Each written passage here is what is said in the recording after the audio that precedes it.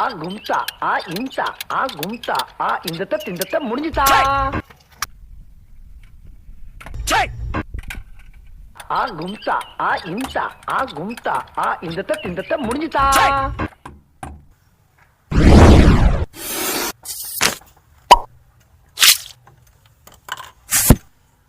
Football பாக்கலையா?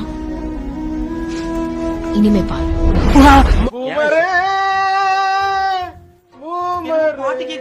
அவன் ஏதாவது bubble come வியாபாரியா இருப்பான். டொக்கு டொக்குன்னு குத்தலாம்.